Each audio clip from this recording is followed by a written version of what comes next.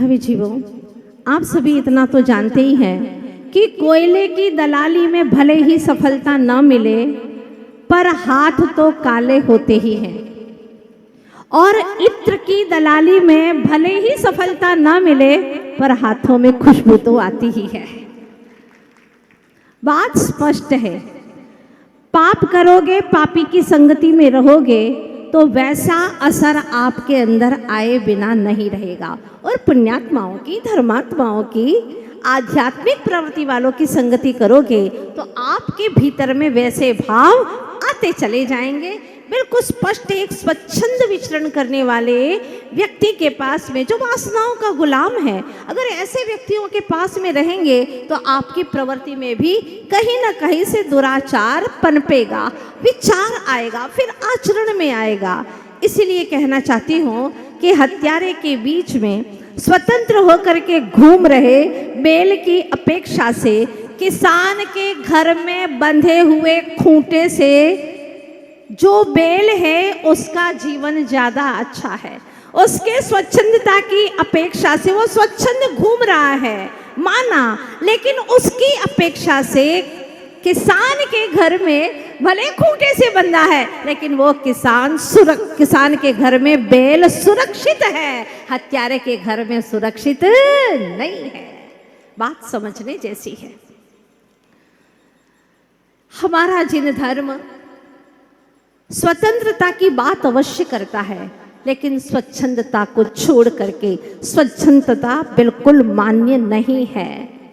ये व्यक्ति को, इंसान को क्या था, गर्भ से दिया था। वो बालक रो पड़ता है, माँ माँ मुझसे सहा नहीं जाता, इसका दुख सहा नहीं जाता। माँ कहती है, बेटा लेकिन हम कुछ नहीं कर सकते, आज शासन प्रशासन में हमारा कुछ भी स्थान नहीं है, हम कुछ नहीं कर पाएंगे बेटा, आंसू पोंछो। माँ आंसू पोंछती है तो बेटा कहता है, माँ इन आंसुओं को मत पोंछो, इनको बहने दो, ये आंसू मुझे याद दिलाएंगे माँ। और आज इस बेटे की सौगंध है, कसम खाता हूँ माँ। छोटा सा 5 साल का बालक माँ के पास में बैठ करके चरणों को पकड़ लेता है और फूट फूट करके रोता है। रोते हुए कहता है, माँ आज इस बेटे की ओर से एक सौगंध ले रहा हूँ, एक कसम ले रहा हूँ माँ, आपका बेटा 8 वर्ष की उम्र में ही जिन दीक्षा को धारण कर लेगा। और माँ जो तुम कहती हो ना कि कोई बड़ा आचार्य नहीं है, माँ मैं बनूंगा जिन धर्म को आगे बढ़ाने वाला। और तेरी सौगंध माँ, मैं कसम लेता हूँ, मैं दीक्षा लेने के बाद में नित्य प्रतिदिन 100 लोगों को जैनी बनाऊंगा, अहिंसा का उपदेश दूंगा, उन्हें परम अहिंसक बनाऊंगा, तभी आहार ग्रहण करूंगा। माँ तेरी सौगंध है मुझे, मैं कसम खाता हूं। छोटा सा बच्चा, माँ जब ये सुनती है, माँ को विश्वास था मेरा बेटा कभी झूठ नहीं बोलता, वो हमेशा सच कहता है और जो कह रहा है वो करके दिखाएगा। वो छोटा सा बालक कोई और नहीं था, जैन इतिहास ग्रंथ राज के पृष्ठों पर लिखा, जिनका नाम स्वर्णाक्षरों से है, ऐसा वह बालक जिन सेन आचार्य बन जाते हैं और नियम का ऐसा पालन करते हैं कि नगर नगर में, गांव गांव में जैन धर्म की पताका फहरा देते हैं। आप तो खाली यहाँ पर डोरी खींच करके ध्वजा लगा देते हैं, ध्वजा फहरा देते हैं, गीत गा लेते हैं, लेकिन वो बालक ऐसा नहीं था। वो जिन धर्म का पता बताने वाली पताका को फहराने वाला था। और जिन धर्म का पता जो बता सके, माँ गदगद हो जाती है। अरे जन्म दो तो ऐसी संतान को जन्म दो जिनसे हमारा जिन धर्म गौरवान्वित हो जाए। ऐसी संतान को जन्म देने का औचित्य ही क्या है? पढ़िए मूक माटी, आचार्य भगवान खुद लिखते हैं कि वह माँ ऐसे संतान को प्रसूत करके अपने मस्तक को गौरवान्वित करती है और अपना मस्तक गौरव से उन्नत कर देती है। लगता है कि उसने एक संतान को जन्म दिया है। जब माँ त्रिशला और सिद्धार्थ जैसे माता पिता होते हैं तब कहीं वर्धमान जैसी संतान जन्म लेती है। जब माँ श्रीमंती और मल्लप्पा जैसे माता पिता होते हैं, तब कहीं विद्याधर जैसी संतान इस धरती पर जन्म लेती है। ऐसे माता पिता जो स्वयं जिन धर्म की महिमा को जानते हो और जिन धर्म की महिमा को, उसके उच्च आचरण को और आगे बढ़ाते हो, जिन धर्म के रथ को आगे बढ़ाने वाले हो, जब ऐसे माता पिता होते हैं तो वह निश्चित ही ऐसी संतान को जन्म देते हैं। वरना आज की स्थिति तो ऐसी है, वर्तमान में जब हम देखते हैं ऐसा युग आ गया है जहाँ पर कोई नियमावली नहीं है। हम देखते हैं मैच का नियम है, कोर्ट के नियम है, युद्ध के नियम है, सड़क पर चलने के नियम है, गाड़ी चलाने के नियम है, स्कूल के नियम है, हर जगह कुछ न कुछ नियम है। लेकिन घर के कोई नियम नहीं है, कोई मर्यादा नहीं है। घर में बेटा बेटी कब आते हैं, कितनी बजे आते हैं, कब भोजन करते हैं, कब सोते हैं, कोई नियम नहीं। क्या कपड़े पहनते हैं, किसके साथ में रहते हैं, कोई नियम नहीं है। किसके कंधे पर तुम्हारी बेटी हाथ रख रही है मालूम है आपको? कुछ पता नहीं है। किसके साथ में घूमती है, कुछ पता नहीं है। महावीर जयंती को मनाने की शुरुआत हम यहीं से करेंगे कि हमारी संतान कैसी हो। अगर संतान ठिकाने की नहीं होगी तो धर्म रथ आगे बढ़ने वाला नहीं है। कौन चलाएगा इस रथ को? जब स्वप्न आए थे तब पूछा गया था कि स्वप्न में छोटे छोटे बछड़े हल को जोत रहे, इसका क्या अर्थ है? इसका अर्थ यही है कि छोटी छोटी उम्र वाले ही धर्म के रथ को आगे बढ़ाएंगे। तो अब देखना यह है कि कौन से ऐसे माँ पिता हैं जो अपने ऐसी संतान को जन्म देते हैं। अगर माता पिता संस्कारी हैं तो संस्कारी संतान को भी जन्म देंगे। आज तो स्थिति ऐसी है, मंदिर जाने के लिए माता पिता बोल नहीं सकते संतान को, गुरुजनों के पास ला नहीं पाते। मुश्किल से गिने हुए एक दो लोग मिलेंगे, जवान युवा युवतियाँ नहीं ला पाते। उनका सुनता कौन है? बहुत मुश्किल हो गई है। पहले का समय ये था, आज से अगर 50-60 वर्ष पूर्व हम जाते हैं तो हम पाते हैं कि पहले एक आदेश होता था बड़े का घर में, वो जो कह देते थे बस वही काम हो जाता था। इंस्ट्रक्शन, बस आदेश दिया और उन्होंने माना। कोई चाँच चू करने वाला नहीं रहता था और काम चलता था। पूरा घर स्वर्ग सा लगता था। जब बड़े बुजुर्गों के साथ में बैठते थे तो घर में ऐसा लगता था कि जैसा कोई स्वर्ग सा परिवार हो। कितना आनंद उमड़ता था। घर पूरा मर्यादित, अनुशासित रहा करता था। कुछ दशक बीते, फिर धीरे धीरे स्थिति ये आ गई, अब डिस्कशन स्टार्ट हो गया। अब आपस में चर्चा कर रहे हैं। जब पूछते हैं घर के अंदर, बेटों से थोड़ा सा बातचीत करनी पड़ती है, विचार विमर्श करना पड़ता है कि बेटा ऐसा ऐसा कर रहे हैं, तुम चाहते हो, ठीक है पिताजी आपको जैसा अच्छा लगे वैसा कर लो। तो विचार विमर्श करके करने लगे, डिस्कशन होने लगा। अब थोड़ा समय और आगे बढ़ा। अब इसके बाद में डिबेट शुरू हो गया, वाद विवाद शुरू हो गया। पिताजी हम तो नहीं चाहते ऐसा, लेकिन फिर भी आप चाहते हो तो ठीक है कर लो, आपको जैसा जचे वैसा कर लो, बाकी हमारा मन तो नहीं है। अब यहाँ पर बेटा संतान अपने आप को ज़्यादा ही होशियार मानने लगे। और होशियार करने वाले कौन? माँ बाप ही। बाहर भेजने वाले, बाहर के लोगों की संगति करने वाले, जहाँ पर कोई नैतिकता नहीं, कोई सज्जनता नहीं, आध्यात्मिकता तो कोसों दूर है, मानवता खूंटी पर टंग गई है। ऐसी स्थिति में वह अपने ही माता पिता से वाद विवाद करने लग गए। डिबेट हो गया शुरू। और अभी की जो स्थिति है, क्या कहूँ मैं, अब तो डिनाई का ज़माना आ गया है। माता पिता कहते बेटा मंदिर जाओ। पिताजी हम ही दिखते हैं क्या आपको? हम नहीं जाने वाले मंदिर। बेटा महावीर जयंती है, अपने नगर में साधु आए हैं, प्रवचन सुनो, आपके जीवन उन्नति के बहुत सारे सूत्र मिलेंगे बेटा। अच्छा नहीं जाएंगे तो क्या हमारा जीवन उन्नत नहीं होगा? बेटा प्रणाम करो, उन्हें वंदन करो। अगर वंदन नहीं करेंगे तो क्या हमारा घाटा हो जाएगा? ऐसे कुतर्क शुरू हो जाते हैं और माँ बाप जवाब नहीं दे पाते हैं, वो चुप हो जाते हैं। ये स्थिति आज हमारे सामने आ गई है। मुझे वो घटना याद आती है जब बहुत सारे पशु विद्यार्थी और कुछ मनुष्य के विद्यार्थी भी एक जगह इकट्ठे हुए थे, तो इनका इंटरव्यू लिया जा रहा था। उसमें सबसे पहले पूछा गया सिंह के बच्चे से कि बताओ तुम्हारी कौन सी डिग्री है? उसने कहा जी हमारी डिग्री है पीबीएम। पीबीएम का मतलब क्या होता है? हम सिंह के बच्चे हैं, हमारी डिग्री है पीबीएम, मतलब पंजे के बल पर मौज मस्ती, ये है हमारी डिग्री।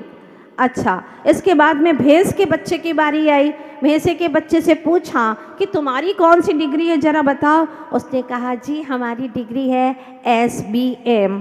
इसका फुल फॉर्म क्या है? जी हम सिंह के बल पर मौज मस्ती करते रहते हैं, यही हमारी डिग्री है। अब हाथी के बच्चे की बारी आई, उससे पूछा तुम्हारी कौन सी डिग्री है? उसने कहा जी हमारी डिग्री है डीबीएम। डीबीएम का मतलब क्या है?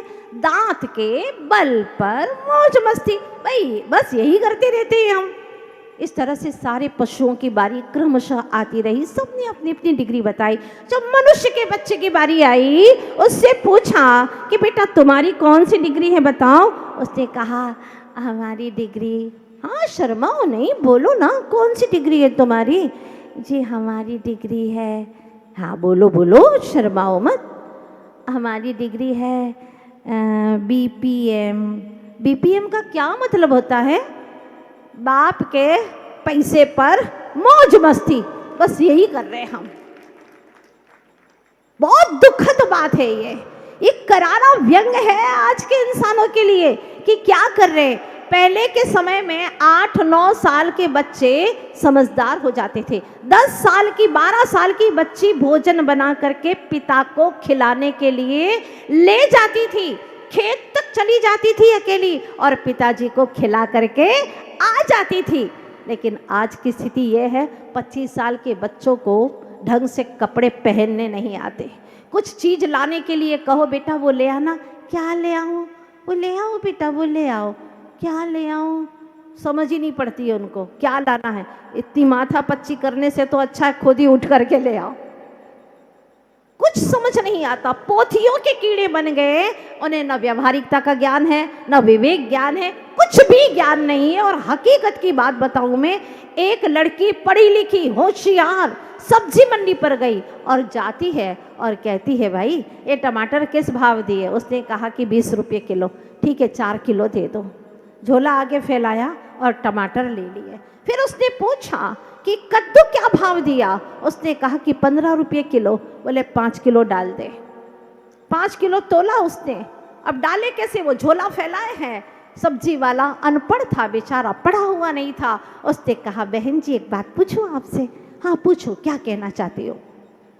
जल्दी करो टाइम हो रहा है, पहले कद्दू तो डालो। उसने कहा बहन जी वही पूछना चाहता हूँ, आप पढ़ी लिखी हैं? बोले पढ़े लिखे नहीं तो क्या गवार हैं हम, पढ़े लिखे हैं, बीकॉम पढ़े हैं।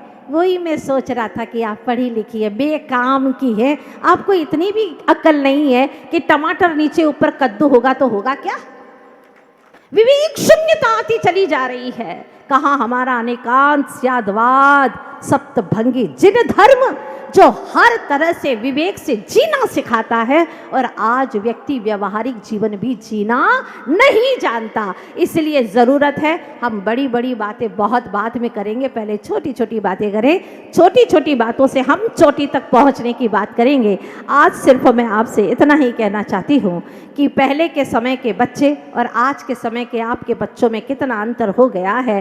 क्यों? आप जितना ध्यान देंगे बच्चों की ओर उतने ही बच्चे बिगड़ते चले जाएंगे। पहले 10-10, 12-12 संतान होती थी, माता पिता को मालूम भी नहीं होता था कि कौन सी क्लास पढ़ रहे, और पढ़ लिख करके होशियार हो जाते थे।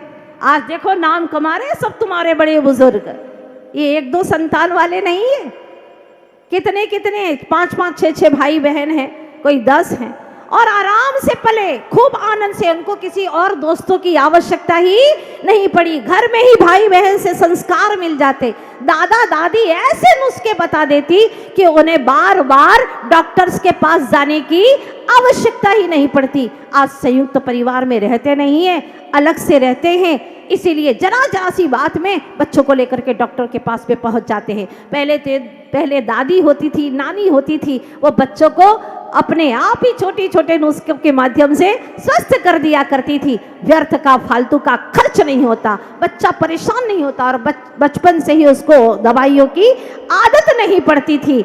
बहुत सारी अच्छी बातें थी, लेकिन आज संयुक्त परिवार में रहना चाहते नहीं, स्वच्छंद होकर के रहना चाहते हैं। वही जैसे कि हत्यारे के घर में बेल की भांति स्वच्छंद रहना चाहते हैं। गुजारिश है मेरी, आप फिर लौट करके आओ और एक बार भगवान महावीर के सिद्धांतों को फिर से समझने की कोशिश करो। बस इतना ही कहना चाहती हूँ। चलो ऐसे कि निशान बन जाए, चलो ऐसे कि निशान बन जाए, काम करो कुछ ऐसे कि पहचान बन जाए। अरे जीने को तो सभी लोग जीते हैं, मगर जियो इस तरह कि एक मिसाल बन जाए, एक मिसाल बन जाए, तुम्हारा सबका जीवन अच्छा हो। बस यही शुभकामना के साथ में कल फिर हम नमोकार की कार में बैठ करके आगे बढ़ने वाले हैं, और फिर महावीर जयंती महामहोत्सव हम बहुत आनंद के साथ में मनाएंगे। जीवन के आचरण को, दुराचरण को बदलते हुए सदाचरण में जीवन बनाते हुए हम सच में महावीर जयंती मनाना चाहते हैं ना। आप सभी लोग अपने सभी बच्चों को लेकर के आइएगा, युवा और युवतियों को लेकर के आइएगा, ताकि वो भी समझें कि महावीर जयंती को कैसे मनाना है। इस तरह से आप सभी का जीवन खुशहाल हो, आनंदित हो, यही शुभकामना के साथ में बोलिए महावीर भगवान की, आचार्य गुरुवर श्री विद्यासागर जी महाराज की, आचार्य वरिष्ठ श्री समय सागर जी महाराज की। भोजन का पेट पर प्रभाव पड़ता ही है, औषध का रोग पर प्रभाव पड़ता ही है। तो पवित्र भावों से नमोकार पढ़ा जाए तो चेतन पर प्रभाव क्यों नहीं पड़ेगा, अवश्य पड़ेगा। पर जरूरी है कि भोजन के पहले पाचन शक्ति सुधारना, भोजन के पहले पाचन शक्ति सुधारना जरूरी है, और महामंत्र स्मरण के पहले आत्मविशुद्धि जरूरी है। ये बात पक्की है कि चाय पीने के बाद में जलेबी मीठी नहीं लगती है। चाय पीने के बाद जलेबी मीठी नहीं लगती है। उसी प्रकार से विषय वासनाओं की कामनाएं, व्यसन की आदतें, आत्मा में संक्लेश भाव, विकारी भावों के बाद में महामंत्र के जो ऊर्जा मिलना चाहिए वो नहीं मिल पाती है। तो जरूरी है सर्वप्रथम इस नमोकार मंत्र की महिमा को हम जाने, अर्थात नमन करना। नमन करने से अहंकार का वमन हो जाता है, और नमोकार महामंत्र में न शब्द मात्र, न शब्द का उच्चारण करने से भगवान की वाणी में आया है कि 7 सागर तक बंधे हुए पाप कर्म तत्क्षण नष्ट हो जाते हैं, मात्र न शब्द का उच्चारण करने से। इसका क्या वैज्ञानिक तथ्य है? और यदि पूरा एक पद बोले तो 50 सागर तक के बंधे हुए पाप कर्म या भोगने वाले जो कर्म हैं, जो 50 सागर तक भोगने पड़ते थे, वो पाप कर्म तत्क्षण नष्ट हो जाते हैं। और पूरे 5 पद का भाव सहित स्मरण करे, ये ध्यान रखना, भाव सहित स्मरण करे तो 500 सागर तक भोगे जाने वाले पाप कर्म तत्क्षण नष्ट हो जाते हैं। त्वत्संस्तवेन भव संतति सन्निबद्धम पापं क्षणाक्षय मुपैति शरीर भाजाम। हे प्रभु, आपके इस महामंत्र में इतनी शक्तियां हैं। वैज्ञानिक पूछता है कि आखिर ऐसी क्या खासियत है? परम वैज्ञानिक जिन धर्म कहता है, न शब्द नमोकार में 10 बार आया है, स्टार्ट में भी, AND में भी और END में भी। नमो अरहंताणम, नमो सिद्धाणम, नमो आईरियाणम, नमो उवच्छायाणम, नमो लोए सव्वसाहूणम। शुरू में भी अंत में भी 10 बार न शब्द आया है। वैज्ञानिकों ने खोज की इसके ऊपर। उन्होंने ये तय किया कि जो जीव है वह हमारी नेगेटिव विद्युत प्रधान है, नेगेटिव विद्युत प्रधान है, और जो मस्तिष्क है वह पॉजिटिव विद्युत प्रधान है। इस मस्तिष्क की निचली परत जिसको हम मूर्धा कहते हैं, तालु कहते हैं, जब आप णा बोलते हैं, जरा उच्चारण करके देखिएगा, आप लोग प्रैक्टिकल करिए। णा आपकी जुबान कहाँ लग रही है? मूर्धा पर। ये मूर्धा क्या है? मस्तिष्क की निचली परत है। मतलब ण शब्द जहाँ पर बोलने पर जुबान स्पर्श करती है वह ऋण और धन विद्युत का संगम स्थल है। इसके घर्षण से एक ऐसी विद्युत उत्पन्न होती है कि ऐसी ऊर्जा उत्पन्न होती है, वह ऊर्जा अल्फा तरंगे चारों तरफ फैला देती है और तत्क्षण पाप वर्गणाएं आना वहां पर बंद हो जाती हैं, असंभव हो जाती हैं। और हम जैसे ही न शब्द का भाव सहित उच्चारण करते हैं तो 7 सागर तक भोगे जाने वाले पाप तत्क्षण नष्ट हो जाते हैं। इतनी विद्युत, इतनी ऊर्जा, इतनी विशुद्धि हमारे भीतर में उत्पन्न होती है।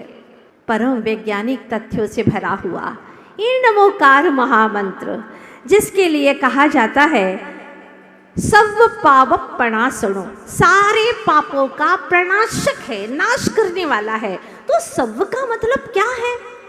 बहुत गहरा अर्थ है। जो भूतकाल के अज्ञानता से किए हुए पापों का विनाशक है, भविष्य काल में जो पाप करने वाला उसका भी विनाशक है, क्योंकि वर्तमान को संभालने वाला महामंत्र है। जिसका वर्तमान संवर गया, जिसका वर्तमान संवर गया, उसका भूतकाल में किए गए जो पाप थे वह पाप जब उदय में आएंगे या कि सत्ता में पड़े हुए हैं, वह पाप कर्म भी पुण्य में संक्रमित हो जाते हैं वर्तमान की विशुद्धि से, वर्तमान के महामंत्र के प्रभाव से। तो जैसे ही वर्तमान में हम नमोकार मंत्र का स्मरण करते हैं, वह भूतकाल के किए गए पाप भी पाप पुण्य रूप में संक्रमित हो जाते हैं। इससे हमारा भविष्य भी संवर जाता है। अब आप सोचिएगा सव का अर्थ कितना गहरा है। इसके ऊपर जब रिसर्च किया गया कि आखिर ये मंत्रों में क्या शक्तियां हैं, कुछ वर्ष पहले वैज्ञानिकों ने इसके बारे में रिसर्च किया और सारे मंत्रविद को एक लाइन में बिठा दिया और कहा अब आप अपने अपने मंत्रों का स्मरण कीजिए। नमोकार मंत्र का स्मरण करने वाला पुण्यशाली वह भाव से जब महामंत्र का स्मरण करता है, उसकी रेंज नापी गई। आश्चर्य में पड़ गया। 200 फीट 250 फीट तक नमोकार मंत्र की रेंज जा रही है। सबसे हाईएस्ट रेंज पाई गई तो नमोकार महामंत्र की पाई गई। आज भी ग्रंथों में उल्लेख है, नमोकार समम मंत्रम वीतराग समम प्रभु। नमोकार के समान कोई मंत्र नहीं है और वीतराग के समान कोई प्रभु नहीं है जो समस्त दोषों से रहित है। इसीलिए इस महामंत्र को लोकोत्तम कहा है। एक एक शब्द बहुत मौलिक है। क्यों कहा लोकोत्तम इसे? क्योंकि तीनों लोकों में उत्तम अगर कोई मंत्र है तो महामंत्र नमोकार मंत्र है। कारण ये है कि अगर अमेरिका का प्रधानमंत्री है तो उसको रूस वाला नहीं मानेगा। रूस वाला प्रधानमंत्री है, रूस का प्रधानमंत्री, उसको भारत वाले नहीं मानेंगे। तुम तुम्हारे देश के हो, हमारे देश के नहीं हो, हमारे देश के तुम मोदी जी हैं। सीधी सी बात है, जो अभी नमोकार मंत्र के ऊपर अपना वक्तव्य दे रहे थे, बहुत अच्छी सधी भाषा में बता रहे थे। तो हमारे देश के तो ये प्रधानमंत्री है। एक देश वाला दूसरे देश के प्रधानमंत्री को मानता है क्या? नहीं मानता। तुम्हारे नियम तुम जानो, तुम्हारे देश का प्रधानमंत्री वो है। लेकिन महामंत्र को ऊर्ध्वलोक में भी, मध्यलोक में भी और अधोलोक में भी तीनों लोक में मान्य कहा गया है, तीनों लोकों में मान्य है। यह लोकोत्तम महामंत्र है, क्योंकि किसी के द्वारा बनाया गया नहीं है, इसको किसी ने बनाया नहीं है, ये अनादि से है, महामृत्युंजय है। कोई भी पत्ती आ जाए, आप इस महामंत्र को पढ़ लीजिएगा। ये अपराजय मंत्र है, इसके आगे कोई जीत नहीं सकता, ये निश्चित बात है। इसमें इतनी शक्तियां छिपी हुई है, इतना ऊर्जाई थे ये महामंत्र कि इसे कोई जीत नहीं सकता। चाहे कितनी परेशानी में पड़े हो, अगर नहीं पढ़ सकते हो पूरा नमोकार मंत्र, वक्त नहीं है, ओम पढ़ करके महामंत्र का चिंतन कर लेना। ओम में भी अ, उ और म तीनों अक्षर हैं, तीनों इसके अंदर छिपे हुए हैं, अ, उ और म। ये ओम में भी तीनों लोक समाहित हो जाते हैं। अ यानी अधोलोक, उ यानी ऊर्ध्वलोक और म यानी मध्यलोक, तीनों लोक समाहित हो जाते हैं और ओम में नमोकार मंत्र पूरा समाहित हो जाता है। अ अरहंत, अशरीरी, आ आचार्य, अ प्लस अ बराबर आ प्लस उ उपाध्याय का, उपाध्याय का उ, आ प्लस उ बराबर ओ और महामुनियों का म, अर्थात ओम शब्द बन जाता है। इसमें पूरी तरह से नमोकार मंत्र पढ़ें तो कहा गया है नमो लोए सव्व अरहंताणम, नमो लोए सव्व सिद्धाणम, नमो लोए सव्व आईरियाणम, आईरियाणम ईश्वर है, नमो उवच्छायाणम, नमो लोए सव्व उवच्छायाणम, नमो लोए सव्व साहुणम। तो अंतिम में जो लोए और सव्व है वो अंत्य दीपक है, ऐसा धवला षटखंडागम ग्रंथ में कहा गया है। उसको सभी पद के साथ में लगाना है। ये अंत्य दीपक है। इसका मतलब क्या है? लोए यानी लोक में, और सव्य यानी भूतकाल के, भविष्य काल के और वर्तमान काल के, तीनों काल के। मतलब ये है कि लोए में पूरा भूगोल समाहित है और सव्य में समूचा इतिहास समाहित है। क्या गजब के शब्द हैं। लोए में पूरा भूगोल समाहित है और सव्य कहते ही सारा इतिहास आ जाता है। पूर्व में, भूतकाल में जितने भी पंच परमेष्ठी हुए हैं और भविष्य में जितने भी होंगे, हमारा व्यवहार का इतिहास तो मात्र भूतकाल की बात ही बताता है, लेकिन यह जैन इतिहास से भरा हुआ नमोकार महामंत्र ये भविष्य के भी बातों को यहाँ पर पूर्ण रूप से समाहित कर देता है। मैं आपके पूछे बिना कुछ करता नहीं हूँ, तो बताइए ज़रा, मुझे ये किसी ने यंत्र दिया है, इस यंत्र को मैं अपने घर में रखूँ या न रखूँ, आप जैसा आशीर्वाद दें, आप जैसा कहें। आचार्य भगवान ने तत्क्षण जवाब दे दिया, और क्या जवाब दिया, बहुत ही मौलिक जवाब दिया था। आचार्य जी ने कहा, देखो इस यंत्र को घर में रखो न रखो इतना महत्वपूर्ण नहीं है, लेकिन महामंत्र को घट में रखना ये बहुत महत्वपूर्ण है। महामंत्र को घट में रखना, चाहे कैसी भी परिस्थिति हो, अपवित्र हो, पवित्र हो, सुस्थित हो, दुस्थित हो, कैसे भी स्थिति में हो, यह स्मरित परमात्मा नाम, यह ध्यायेत परमात्मा नाम, जो पंच नमस्कार मंत्र का ध्यान करता है, निश्चित रूप से इससे 84 लाख मंत्रों की उत्पत्ति हुई है। जिस महामंत्र से 84 लाख मंत्रों की उत्पत्ति हुई है, ऐसा यह महामंत्र दिवस कितने अच्छे दिन मनाने का संकल्प किया है जीटो वालों ने। जो ये प्रयास किया बड़ा सराहनीय, और पूरा भारत देश, देश ही क्या विदेश, जहाँ जहाँ पर नमोकार मंत्र के श्रद्धालु हैं वो आज बेहद प्रसन्न है, क्योंकि 2025 का साल चल रहा है। अखंड का प्रतीक है यह महामंत्र का स्मरण करने वाला अखंड शाश्वत पद को प्राप्त कर लेता है, उसमें कोई संदेह नहीं है। हमारे जीवन की बहुत छोटी छोटी सी घटनाएं घटी। दक्षिण में जब हम साउथ में यात्रा कर रहे थे, तो वहाँ पर एक व्यक्ति साइकिल से आया, लुहलुहान हुआ। उसने कहा, आप लोग कहाँ आगे जा रहे हैं? वहाँ तो एक पागल पत्थरों का ढेर लेकर के बैठा हुआ है, जो आ रहा उसका सर फोड़ रहा है, देखो मुझे लहलुहान कर दिया, मेरे आगे एक व्यक्ति गया उसको भी लहलुहान कर दिया, मत जाइए आप लोग। लेकिन हमें तो जाना ज़रूरी था क्योंकि रात घिरने को थी और हम रास्ते में कहाँ रह सकते थे, रास्ते में रुक नहीं सकते थे, बियावान जंगल जैसा था। ऐसी स्थिति में आचार्य भगवान की बात याद आई कि कैसी भी परिस्थिति हो महामंत्र का स्मरण करते रहना, चाहे कितने ही लाख संकट हो वो सब दरकिनार हो जाएंगे। विश्वास था गुरु की वाणी पर और महामंत्र पढ़ना हम सब ने शुरू कर दिया। नमोकार मंत्र पढ़ते गए और देखा सामने वो व्यक्ति बैठा हुआ है, पत्थरों का ढेर लगाए हुए है, हाथ में भी पत्थर लिए है।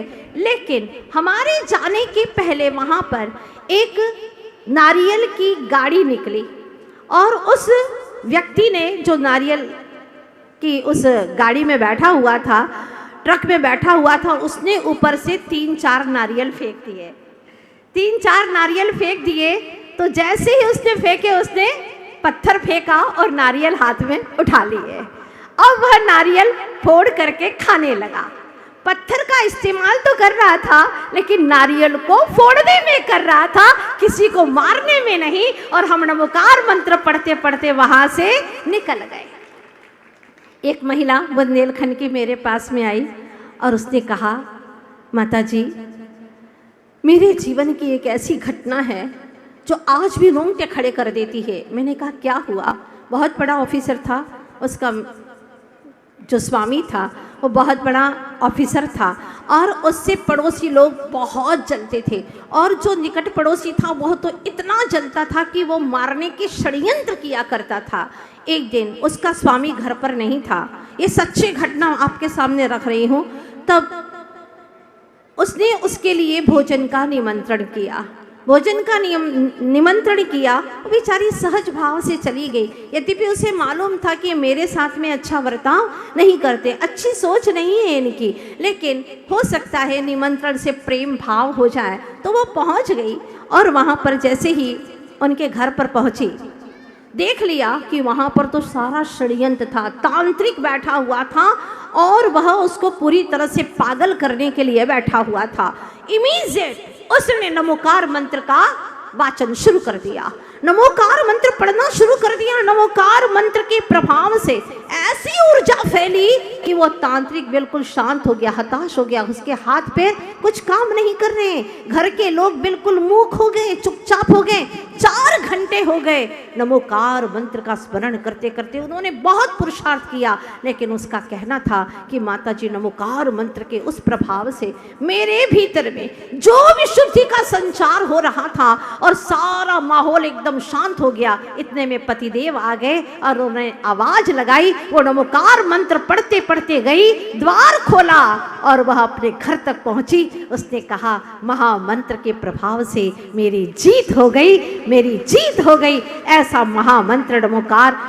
बहुत सारी घटनाएं घटती है। हकीकत की घटना बताऊं मैं आपको, गले में कैंसर हो गया है, लास्ट स्टेज पर, बिल्कुल डॉक्टर ने कह दिया आप कोई उपाय नहीं है इसका, घर ले जाओ, सेवा करो। उस व्यक्ति ने सोचा महामंत्र का स्मरण करता रहूं, बस महामंत्र से बढ़ करके कोई मेरे लिए अब उपाय नहीं है। उसने एक कटोरा शुद्ध जल से भरा हुआ अपने सामने रख दिया और कहा बस मेरी महामंत्र पर श्रद्धा है, आप लोग नमोकार मंत्र पढ़ते रहो और मैं भी पढ़ता रहूंगा, बंद नहीं करना, 24 घंटे नमोकार मंत्र पढ़ते रहो। अगर श्वास जाएगी, प्राण जाएंगे तो नमोकार मंत्र का स्मरण करते करते चले जाएंगे, तो कोई बात नहीं, मेरा जीवन धन्य हो जाएगा। और उसने नमोकार मंत्र पढ़ना शुरू कर दिया। 24 घंटे हो गए। उस महामंत्र की ध्वनि का, उसकी ऊर्जा का ऐसा प्रभाव, अब जो जल था कटोरे में वही जल उसने पिया, दिन भर में वही जल पिया, बाकी अन्न का उसने परित्याग कर दिया। जल पिया, जल पीता रहा, नमोकार मंत्र से मंत्रित जल पीता रहा और शाम ढलने के बाद में उसने पानी पीने का भी त्याग कर दिया।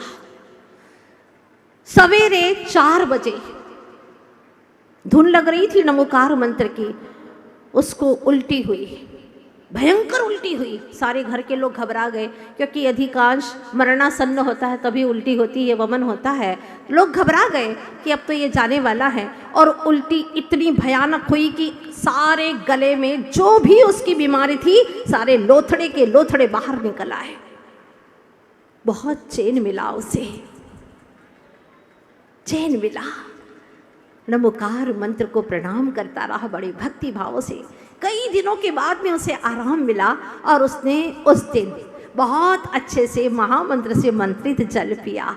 3 दिन तक वह इसी तरह से करता रहा। ऐसा नहीं कि अच्छा लग रहा है तो अब छोड़ दो, ऐसा नहीं। अधिकांश लोग ऐसा करते हैं, काम हो गया फिर भगवान को प्रणाम करके भाग जाते हैं कि अब हमें भगवान से कोई प्रयोजन नहीं है। कई लोग बहाना करते रहते हैं कि हमें महामंत्र पढ़ने के लिए वक्त नहीं है। अरे श्वास लेने के लिए वक्त है ना, तो श्वास पे ही साध लो, मत बोलो। नमोकार मंत्र को भीतर ही भीतर में साध लो। नमो अरहंताणम श्वास लेते हुए, नमो सिद्धाणम श्वास छोड़ते हुए, नमो आईरियाणम श्वास लेते हुए, नमो उवज्झायणम छोड़ते हुए, नमो लोए लेते हुए, सब साहुणम छोड़ते हुए। बस इतना ही कर लो। जिसने श्वासों पर नमोकार मंत्र को साध लिया, बस अब उसको और कुछ भी करने की जरूरत ही नहीं पड़ेगी। आचार्य कहते हैं, मार्ग पकड़ लीजिए मंजिल मिल जाएगी।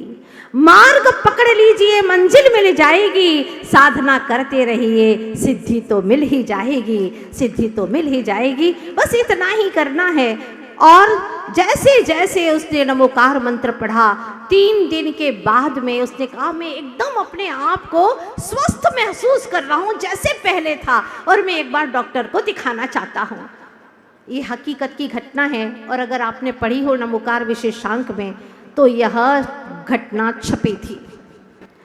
जब उस व्यक्ति ने डॉक्टर को दिखाया, डॉक्टर ने कहा, किसने कहा कि आपको कैंसर है? आपका गला तो बिल्कुल स्वच्छ है, एकदम साफ है, आपके गले में कोई बीमारी नहीं है, आप जो चाहे अब भोजन कर। नमोकार महामंत्र का प्रभाव, नमोकार मंत्र पढ़ते ही चारों तरफ ऐसी अल्फा तरंगे फैल जाती हैं, इतनी पॉजिटिविटी मिलती है कि हमारे भीतर में आनंद ही आनंद भर जाता है।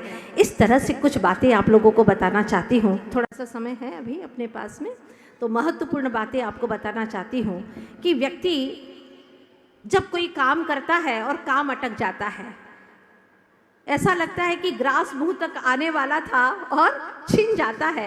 काम होते होते उसका काम नहीं हो पाता है। तो ऐसी स्थिति में क्या करे? मन आशंका से घिर जाए। तो आचार्य कहते हैं, ऐसी स्थिति में एक श्वास में 7 बार नमोकार मंत्र पढ़े। भाव सही, एक श्वास जब लेते हैं उसमें 7 बार नमोकार मंत्र पढ़े। ऐसे 7 श्वास में 49 बार नमोकार मंत्र पढ़े। और अगर सारा परिवार मिलकर के पढ़े तो आने वाला संकट निश्चित उसी वक्त समाप्त हो जाएगा। इतनी क्षमता इस महामंत्र के अंदर है। बीपी हाई हो रहा है, मन में घबराहट है, ऐसा लग रहा है कि प्राण निकल जाएंगे। ऐसी स्थिति में मन को शांत करिए, दीर्घ श्वास लीजिए और एक श्वास में एक ही पद पढ़िए। एक श्वास में एक ही पद पढ़िए धीरे से।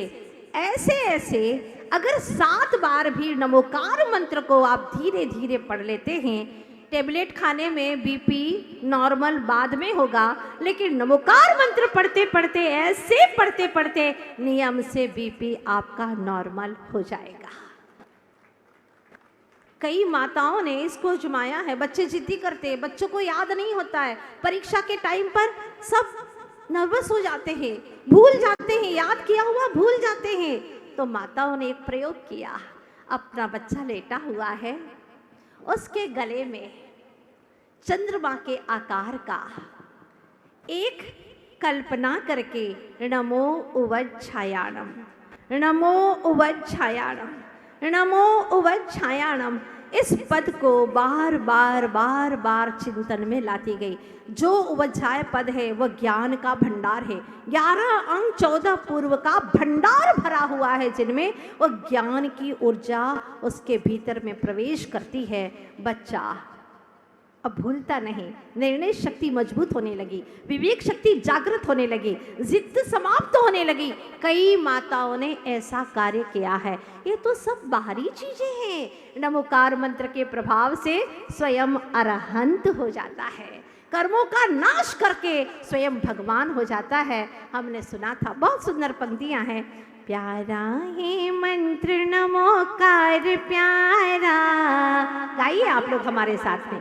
प्यारा है मंत्र नमोकार प्यारा, जपो इसे एक या हजार बारा या लाख बारा, जपो इसे एक या हजार बारा या लाख बारा।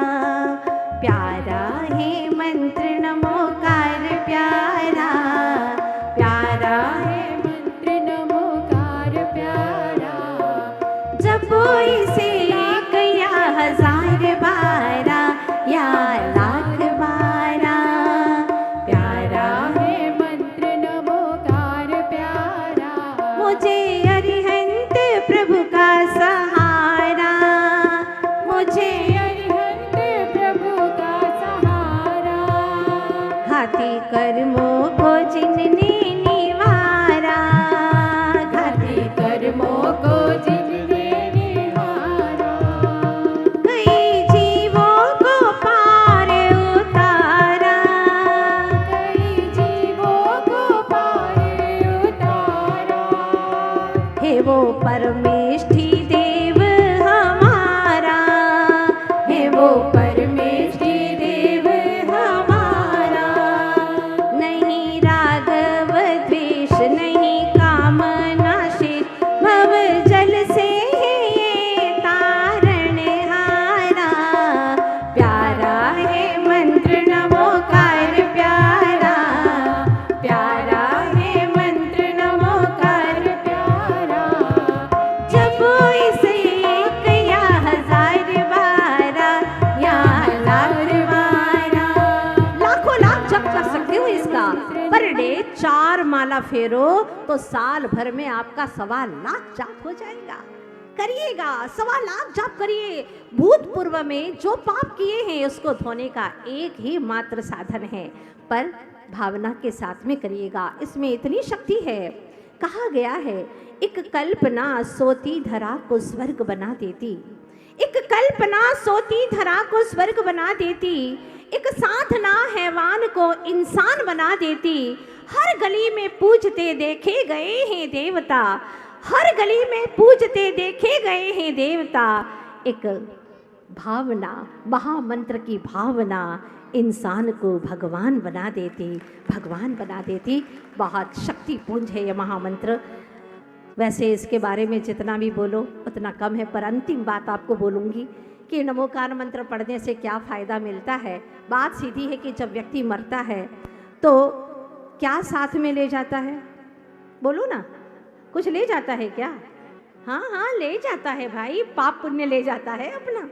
शरीर यहीं छोड़ के जाता है, सारी प्रॉपर्टी यहीं छोड़ के जाता है। सुन लेना बड़े बड़े सेठ लोग, सब कुछ यही छोड़ करके जाता है। मैं कई बार कहती हूँ, अमीर होने के लिए कण कण जोड़ना पड़ता है, पर अमर होने के लिए कण कण भी छोड़ना पड़ता है।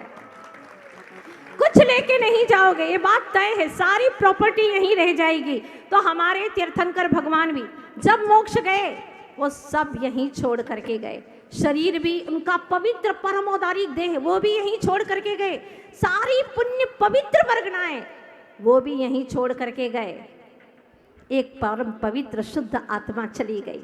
तो जब हम नमोकार मंत्र पढ़ते हैं, जो उनकी छोड़ी हुई पवित्र वर्गनाएं हैं उसके साथ में हमारा समागम हो जाता है और वह पुण्य वर्गनाएं हमें प्राप्त हो जाती हैं। इसलिए चलते फिरते उठते बैठते निधत्ते निकाचित कर्मों का नाश करना, जो कर्म कभी नष्ट न होते हो ऐसे कर्म भी महामंत्र के स्मरण करने से नष्ट हो जाते हैं। बस ऐसे महामंत्र की आराधना करिएगा। हमें यह सौभाग्य से जन्मजात प्राप्त हुई है। सौभाग्यशाली हैं हम, जो हमें जब से हमने किसी को देखना शुरू किया तो भगवान को दिखाया, बोलना शुरू किया तो नमोकार मंत्र हमें पढ़ना सिखाया, वही हमारे कान में फूंका गया और साथ में एक कड़ी और जुड़ गई गिरनार यात्रा की। आज गिरनार यात्रा के लिए जो सूत्रधार बनकर के आए हैं, ऐसे भाई बिल्कुल सूत्रधार के रूप में जिन्होंने लोगों को जगाया, और साधर्मी को जगाने के लिए, साधर्मी का साथ देने के लिए बहुत बड़ा दिल चाहिए। ध्यान रखना, साधर्मी के लिए बहुत बड़ा दिल चाहिए। आशीर्वाद है आपके लिए जो आपने इतने सारे लोगों में एक जागृति सुषुप्त चेतना को जागृत किया और आपने लोगों को ये बता दिया है कि तीर्थ बनाना तीर्थंकरों का काम है, तो तीर्थों की रक्षा करना हमारा काम है। भक्तों की भक्ति के बल पर तीर्थों की रक्षा होती है। इतिहास उधर मुड़ जाता है जहां भक्तों की भीड़। पैदल यात्रा लगभग 1500 किलोमीटर की यात्रा पैदल यात्रा कर रहे हैं। मुझे तो लगता है कि एक दिन वो पद यात्री करे पात्री ही बन जाएंगे। जो पद यात्रा करते हुए ऐसे पावन तीर्थ क्षेत्र पर पहुंच रहे हैं, एक दिन वे भी सिद्धालय में सिद्धों के धाम में जाकर के अपने आप को सिद्धत्व का अनुभव जरूर करेंगे। जिनका तीर्थों के प्रति श्रद्धा और आस्था का भाव है और जन जागृति कराने का भाव है, मेरा सब यही कहना है कि जब यहाँ से यात्रा आगे बढ़ेगी तो यहाँ से काफ़ी जन सैलाब पैदल यात्रा में साथ होना चाहिए। इसलिए बहुत सारा आशीर्वाद उन भाइयों के लिए जिन्होंने अपने तीर्थों के लिए, अपने जिन धर्म के लिए, अपनी संस्कृति के लिए जो कदम आगे बढ़ाया है, आप निरंतर बढ़ते चले जाएं, जिन रथ को आगे बढ़ाते जाएं। यही शुभकामना, यही आशीर्वाद आप सभी के लिए। खिलते चमन में यूं तो कई फूल खिलते चमन में, मगर कौन किसको याद करता है जो स्वयं जल कर औरों को रोशनी दे। जमाना उसे याद करता है, जमाना उसे याद करता है। जी हाँ, और 527 ईस्वी पूर्व में जिनको मोक्ष हो गया, जिनकी 72 वर्ष की आयु वैशाली पुण्यग्राम में 16वें स्वर्ग अच्युत स्वर्ग से क्षय कर आए और 22 सागर की देव आयु फिर भोग करके जब माँ त्रिशला के गर्भ में आए, माँ ने 16 स्वप्न देखे। शुभ सूचक ये स्वप्न जान लिया कि कोई तीर्थंकर बालक का जन्म होने वाला है। क्या पुलकित थी उनके उस वक्त सुखद क्षणों की मैं कल्पना भी नहीं कर सकती। सारी धरती परमानंदमय पुलकित हो रही थी जब बालक वर्धमान का इस धरती पर जन्म हुआ। सौभाग्यशाली होते हैं जो महापुरुष तीर्थंकर भगवंतों का जन्म कल्याणक मनाते हैं। ये सारे सौभाग्यशालियों में आपका नाम दर्ज हो गया है, वरना पापी जी कभी ऐसे महान आत्माओं का जन्म कल्याणक मना ही नहीं पाते हैं। ऐसे महान तीर्थंकर वर्धमान, आज मैं सिर्फ 3 बातों पर उनकी चर्चा करूंगी। नंबर 1, वो वीर कौन थे। नंबर 2, उन्होंने कैसे जीवन को जिया। और तीसरी बात, उन्होंने हमें क्या दिया, या यूँ कह दूँ कि उनसे हमने क्या लिया, जो बहुत महत्वपूर्ण है। वो बालक वर्धमान, जो वीर कौन थे, इनके बारे में मैंने आपको बता दिया है। वो कौन थे इसको समझने के लिए तो उनके जैसा ही होना पड़ेगा, क्योंकि ये बात निश्चित है, नमो अरिहंताणम कहना ये हमारी श्रद्धा है, किंतु अरिहंत बनकर के अरहंतों से तीर्थंकरों से अनुभूति करना ये हमारी जीवन की समग्र साधना है, जो हर कोई नहीं कर पाता। वे ही सौभाग्यशाली हैं, ऐसी महान आत्माएं जिन्होंने अपने जीवन को बेहतरीन जिया। जैसे कीचड़ में कमल भी खिलता है और कीड़ा भी रहता है, दोनों की शुरुआत क से ही होती है, लेकिन कीड़ा तड़फता रहता है, उसे कोई पसंद नहीं करता, लेकिन कीचड़ में कमल खिलता है, उसको हर कोई पसंद करता है। बस ऐसे ही कमल की भांति वो खिलते रहे, औरों को पुलकित करते रहे, और आज वे सिद्ध शिला पर विराजमान हो गए हैं। सौभाग्यशाली हैं हम। जैसे भगवान महावीर का नाम हम लेते हैं तो हमारी रसना पवित्र हो जाती है, जिनके नाम में ही चार चार देव विद्यमान हैं। महावीर, महादेव आदिदेव विराजमान है। हाँ, हनुमान जो मोक्षगामी हुए हैं वो भी विराजमान है।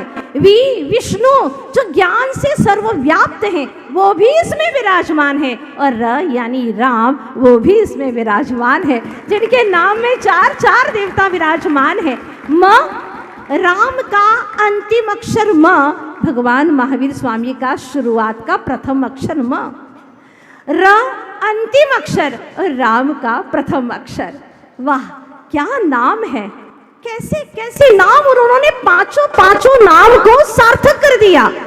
पर आज सोचना हमें है, हमें अपने गिरिबान में झांकना है कि हमने अपने एक नाम को भी सार्थक किया है या नहीं। आखिर नहीं किया तो क्यों नहीं किया? उन्होंने जो सूत्र हमें दिए, आचरण में अहिंसा, विचारों में अनेकांत और वाणी में स्यादवाद, जानते ही नहीं हैं क्या स्यादवाद होता है, क्या अनेकांत है, अहिंसा कैसी होना चाहिए। बखूबी हम बहुत अच्छे से त्योहार मनाते हैं, पर वो बहुत अच्छे तरीके से मनाते हैं। क्या खाना है, कैसा खाना है, दिन भर में क्या क्या खाना है, क्या कपड़े पहनना है, कैसे जूते पहनना है, सारी तैयारियां कई दिनों पहले से करते हैं। लेकिन हमारे जीवन में अहिंसा है या नहीं, इसके बारे में कुछ भी सोचते नहीं हैं। जबकि ऐसे पर्व पर विशेष रूप से हमारे भीतर में वो चिंतन आना चाहिए जो उन्होंने 5 सूत्र सारे देश के लिए दिए। एक बात आपको बताना चाहूंगी कि जब 1950 में डॉक्टर भीमराव अंबेडकर ने जब संविधान बनाया और उस संविधान बनाने के समय पर उस कॉपी पर भगवान महावीर स्वामी की फोटो लगाई, तो कुछ लोगों ने आक्षेप किया कि धर्मनिरपेक्ष राज्य में ये भगवान की फोटो लगाने का क्या औचित्य है भाई, और पर्टिकुलर एक महावीर स्वामी का फोटो आपने लगाया है, हम समझ नहीं पा रहे क्यों लगाया तुमने।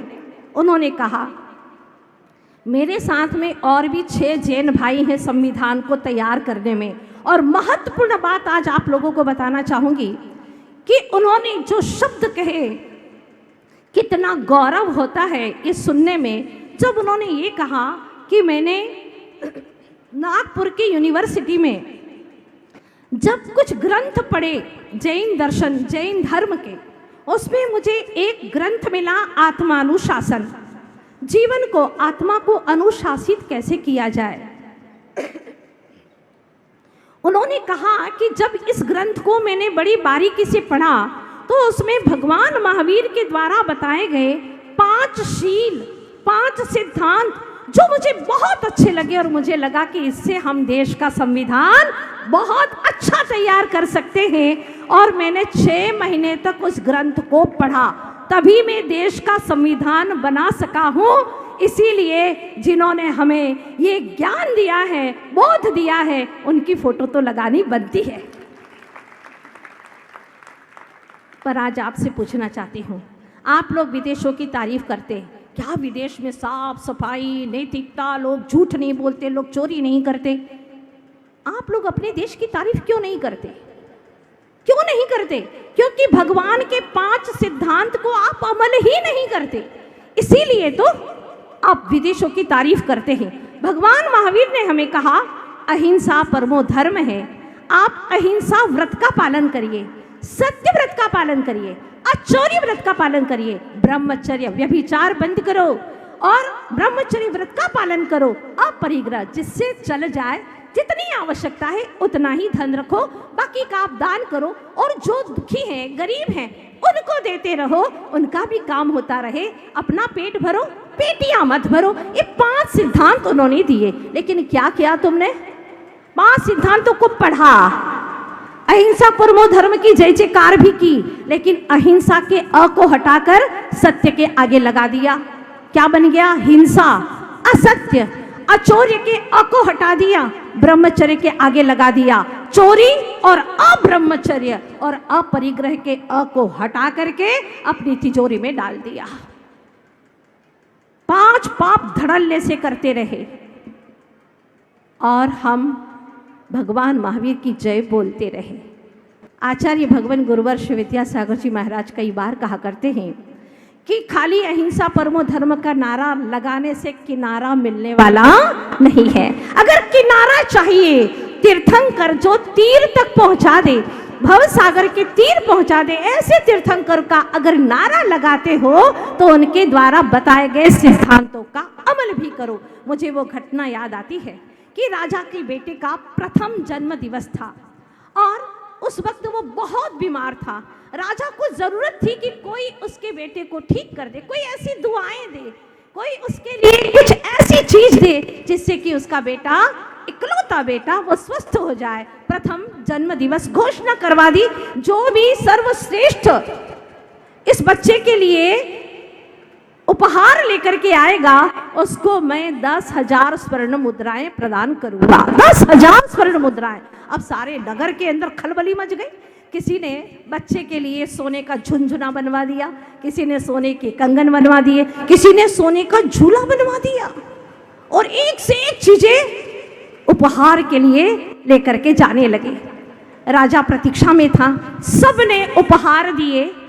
अब इस बीच में एक किसान मन ही मन सोच रहा था, मैं क्या ले जाऊं, मेरे पास सोना नहीं, चांदी नहीं, मैं क्या ले जाऊं, कुछ समझ में नहीं आ रहा है।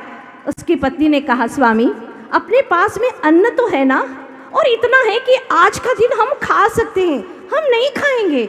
आप राजकुमार के लिए, जो हमारा भावी राजा है, उसके लिए आप रोटी लेकर के जाएं। छोटा बच्चा है, रोटी तो खाएगा ही खाएगा, आप ज़रूर लेकर के जाइए। और 11 रोटी उसने बनाई और तौलिए में लपेटी और ले गया बड़ी खुशी के साथ में।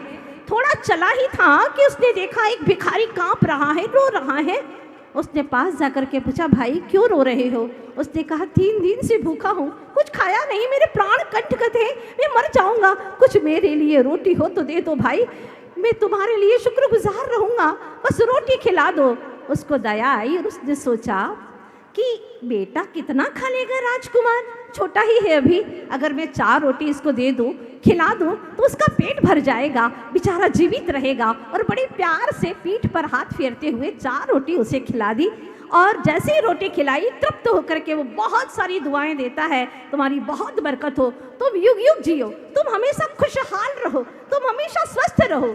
तब वो किसान कहता है, देखो भाई ये सारी दुआएं मुझे मत दो, रोटी मेरी नहीं है, राजकुमार के नाम की रोटी है, मेरी रोटी नहीं है, राजकुमार के लिए दुआएं दो, वो स्वस्थ रहे, वो देश का राजा बने, हम सबका पालन करता रहे, बस ऐसी ऐसी ऐसी दुआएं उस भिखारी ने दी।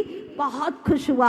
अब वह लेकर के आगे बढ़ा, जाकर के क्या देखता है, थोड़ा सा आगे बढ़ा था कि एक सेठानी ने पूरी गाय का दूध दूह लिया था, बछड़ा भूखा था, छोटा सा बच्चा, और वह तड़फ रहा था। उसके मन में आया, अगर मैं इसको खिला दूं तो कौन सी मेरी कमी हो जाएगी और बच्चा कितना खा लेगा। उसने बैठ करके बछड़े को 4 रोटी खिला दी। बछड़ा खुश, उछलने लगा खुशी के मारे, और वह उसको दुआएं देने लगा कि भाई तुम बहुत युग युग जियो, तुम्हारी बहुत बरकत हो, तुम्हारा परिवार सुखी समृद्ध रहे।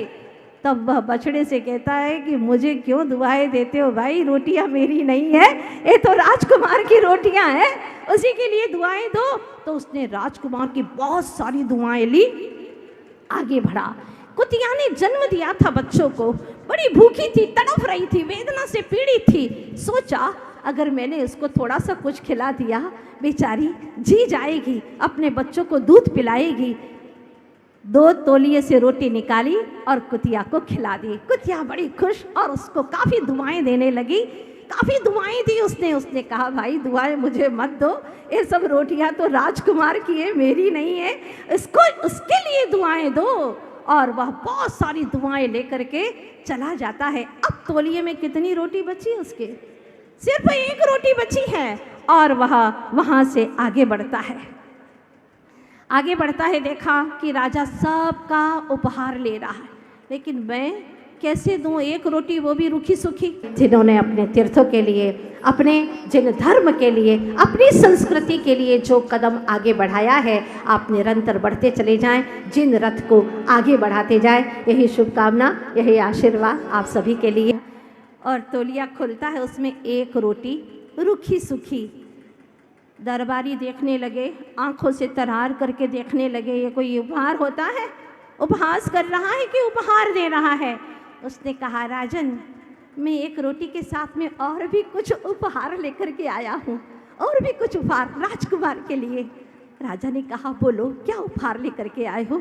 उसने कहा कि ऐसा ऐसा रास्ते में हुआ था, भिखारी ने बहुत सारी दुआएं दी है राजकुमार के लिए, फिर बछड़े ने बहुत सारी दुआएं दी है, युग युग जिए आपका राजकुमार, हमारा राजा है, वो हमेशा स्वस्थ रहे, राजन स्वस्थ रहे। एक दुआएं लेकर के आया हूं मैं, कुतिया की भी दुआएं लेकर के आया हूं। इतना सुनते ही राजा सिंहासन से खड़ा हो जाता है और उसको कहता है, वाह, ऐसे ही उपहार की आज मुझे जरूरत थी। मेरे पास धन दौलत की कमी नहीं है, धन दौलत के भंडार भरे हैं, लेकिन दुआओं की दौलत तो तुम लेकर के आए हो। और जाकर के देखता है राजकुमार पूर्ण रूप से स्वस्थ हो चुका था, उसकी दुआओं की दौलत को पा करके। बस आपसे इतना ही कहना चाहती हूँ कि घर धरती पर इंसान इंसान होता, घर धरती पर हर इंसान इंसान होता, घर नियत में ईमान ईमान होता, तो धरती तो स्वर्ग और भगवान की क्या जरूरत? तो फिर स्वर्ग और भगवान की क्या जरूरत? धरती स्वर्ग और हर इंसान भगवान होता, हर इंसान भगवान होता। बस यही तो हमें भगवान ने सिखाया है कि तुम्हारे जीवन में, तुम्हारे आचरण में अहिंसा हो, सब जीवों के प्रति दया की भावना रखो। बात ध्यान रखना, जो सिर्फ अपने बारे में ही सोचता है वह दुर्योधन है, जो अपनों के बारे में सोचता है, अपने से हट करके अपनों के भी बारे में सोचता है, वो युधिष्ठिर है। लेकिन जो सारे विश्व के लिए सोचता है वो महावीर है। भगवान महावीर ने हमें यही सिखाया है, जिन्होंने कभी कोई शास्त्र नहीं पढ़े, भगवान महावीर ने कभी कोई शास्त्र नहीं लिखा, फिर भी उनका जीवन एक महान शास्त्र बन गया। आज से 2623 वर्ष पूर्व एक दीपक जला, जिसमें किसी ने तेल नहीं डाला, कोई बाती नहीं लगाई दूसरी, फिर भी उसका प्रकाश आज भी हम प्राप्त कर रहे हैं। सौभाग्यशाली है, उन्होंने आपस में प्रेम से हमें जीना सिखाया। विचारों में अगर अनेकांत है तो वो कहेगा मैं भी और तुम भी, मैं ही नहीं कहेगा। सारी लड़ाइयाँ समाप्त हो जाएगी। जैसे आप सारे महानुभाव जिन धर्म जिनेंद्र भगवान के भक्त एकजुट एक साथ में और एक विचार के साथ में बैठे हुए हैं, आप सबके विचारों में अनेकांत बना रहे तो कभी भी आपस में विवाद नहीं होगा। मुझे वो बात याद आ रही है, दो शेर जिनकी आपस में बहुत मित्रता थी, लेकिन थोड़ी सी गलतफहमी हो गई और दोनों शेर अलग अलग हो गए। एक जवान था, दूसरा बूढ़ा था। बहुत महत्वपूर्ण है ये कहानी, आप लोगों के जहन में बिठाने लायक है। क्या हुआ? दोनों की गलतफहमी के कारण से जवान और बूढ़ा शेर दोनों अलग अलग हो गए। एक दिन की घटना ये हुई कि बूढ़ा शेर जंगल में अकेला रह गया, 20-25 कुत्ते उसके पीछे पड़ गए और उसे नोचने लगे। जब नोचने लगे तो शेर दहाड़ने लगा। उसकी दहाड़ सुन करके उसका पुराना मित्र, उसने सुनी उसकी दहाड़, वो समझ गया कि मेरा पुराना मित्र भले वर्तमान का दुश्मन है लेकिन मेरा पुराना मित्र है। वह वहां से जाता है और वो जवान शेर जा करके ऐसी दहाड़ मारता है कि सारे के सारे कुत्ते भाग जाते हैं, सारे कुत्ते भाग जाते हैं और वह जवान शेर भी वहां से निकल गया। जब वहां से निकल गया तो अन्य शेर ने पूछा, क्यों भाई, आज क्या बात हो गई? पुराने मित्र से आखिर मिल ही गया ना? अरे दुनिया कब चाहती है कि तू प्यार और प्रेम से जिए? दुनिया नहीं चाहती, वो तो फूट डालना चाहती है। लेकिन उसने क्या जवाब दिया? उसने कहा, सुनो, हमारी आपस में भले अनबन हो पर ये हमारी जाति की कमजोरी नहीं बनना चाहिए कि हमारे जाति के शेर के ऊपर कुत्ते भी आए और टूट पड़े ये हमारी बहुत बड़ी कमजोरी कहलाएगी। इसीलिए उसने कहा कि ऐसा मैं कभी भी होने नहीं दूंगा। अगर टूट कर जियोगे, इस कहानी से बहुत बड़ी शिक्षा मिलती है, अगर टूट कर जियोगे तो कुत्ते भी सताएंगे, अगर टूट कर जियोगे तो कुत्ते भी सताएंगे, और जुड़ कर जियोगे तो शेर भी घबराएंगे, शेर भी घबराएंगे। इसलिए एकजुट होकर के रहने के लिए हमें महावीर स्वामी ने संदेश दिया है। जिसके विचारों में अनेकांत है वो कभी टूट करके जी नहीं सकता। बहुत महत्वपूर्ण है उनके सिद्धांत।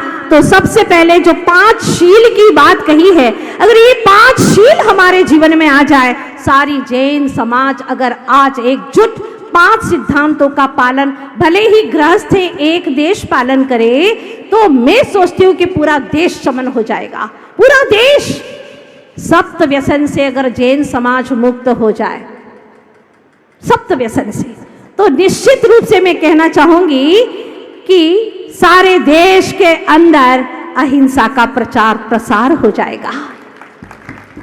आज भी हमारे देश में जैनी बहुत सभ्य हैं, बहुत कुछ अच्छे हैं, लेकिन पाश्चात्य विकृतियों की हवा इतनी लग गई है कि अब वह अपने नियम कानून मर्यादाओं का उल्लंघन करके वह पूरी तरह से पाश्चात्य विकृतियों की ओर बढ़ती जा रही है। जबकि हमारे देश के मनुष्यों ने कहा है, जैन है सो दुखी नाही, दुखी है सो जैन नाही, जैन और दुखी में वहाँ विलोमताई है।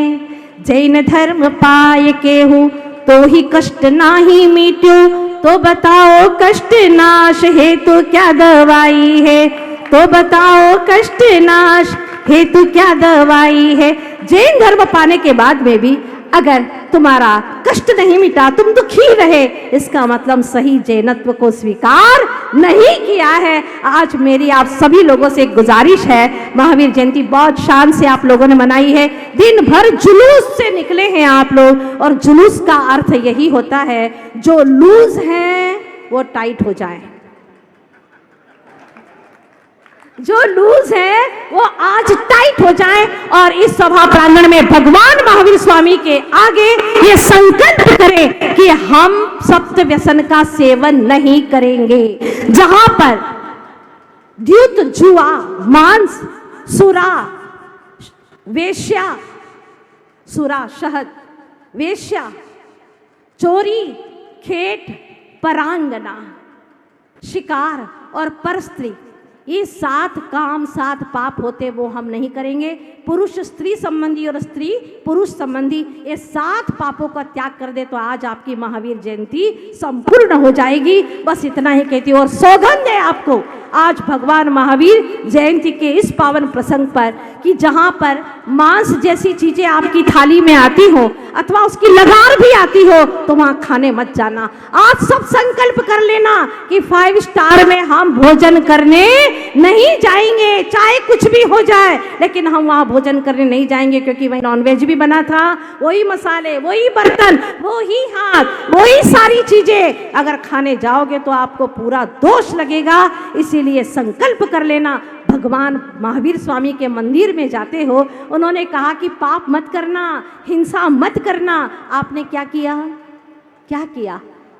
शराब पी करके आ गए, भगवान के ऊपर अभिषेक करने लगे। जिन हाथों में भगवान का कलश लिया, उन हाथों में शराब की बोतल। ओहो हो, ये स्वीकार नहीं करता हमारा धर्म। भगवान महावीर ने कहा कि ये कार्य नहीं करना है। जितना निषेध किया उतनी जिज्ञासाएं पैदा होने लगी। और आज आपने अपने बच्चों को, अपनी लड़कियों को पूरी तरह से तैयार करो और इतना बता दो कि हमारा सच्चा जैन धर्म क्या कहता है। जिन्होंने अपने तीर्थों के लिए, अपने जैन धर्म के लिए, अपनी संस्कृति के लिए जो कदम आगे बढ़ाया है, आप निरंतर बढ़ते चले जाएं, जिन रथ को आगे बढ़ाते जाएं। यही शुभकामना, यही आशीर्वाद आप सभी के लिए होगा। जहाँ लिखा था कृपया पान खाकर यहाँ न थूकें, तो वहां पर सारी थूक थी, सारी पान की पीक वहीं पर थूकी थी। जहाँ नहीं लिखा था वहां कुछ नहीं थूका, लेकिन जहाँ लिखा था वहां पर सारी पान खा खा करके उन्होंने थूक दिया। अभी तक कोई देखता नहीं था, लेकिन जब वहां पर खिड़की पर लिख दिया कृपया अंदर कोई न झांके, अब झांकने की एक तमन्ना पैदा हो गई कि आखिर क्यों लिखा है, क्यों निषेध किया है। जितना निषेध किया उतनी जिज्ञासा, अपने बेईमान मन को रोको और भगवान महावीर के सिद्धांतों को अमल करके आगे बढ़ो। ये महावीर भगवान का सिद्धांत हम अगर वर्ष में एक बार भी अच्छे से स्मरण करेंगे तो साल भर तक नियमों का पालन करते रहेंगे और इसी तरह से आगे बढ़ेंगे। अंत में मैं इतना ही कहना चाहूँगी, क्योंकि रात होने वाली है, शाम ढल रही है, आप सभी लोग रात्रि भोजन के त्यागी हैं। इतना ही कहना चाहूँगी कि फूल भी कांटों में खिल सकता है, फूल भी कांटों में खिल सकता है, नवाब भी सड़कों पर सो सकता है, कुछ भी असंभव नहीं इस दुनिया में। महावीर भी हम तुम में से हो सकता है, महावीर भी हम तुम में से हो सकता है। आप सबकी आत्मा एक दिन सिद्धालय में भगवान महावीर के चरणों में जाकर के बैठ जाए, शाश्वत काल के लिए सभी शाश्वत सच्चे सुख को प्राप्त करें। यही भावना, यही कामना कमेटी के महानुभावों ने जो ये कार्यक्रम यहाँ पर किया, बहुत अच्छा, उन सब के लिए आशीर्वाद। और जिन बच्चों ने, महिलाओं ने जो भी सहयोग दिया है, सबके लिए आशीर्वाद, इसीलिए कि आप भगवान महावीर के सिद्धांतों का अमल करेंगे। अब कोई भी जैनी ऐसे स्थान पर खाता पीता नहीं दिखेगा, कोई जैनी शराब पीता हुआ नहीं दिखेगा। उन सब के लिए आशीर्वाद। बोलिए महावीर भगवान की, भगवान महावीर के जन्म कल्याणक महामहोत्सव की।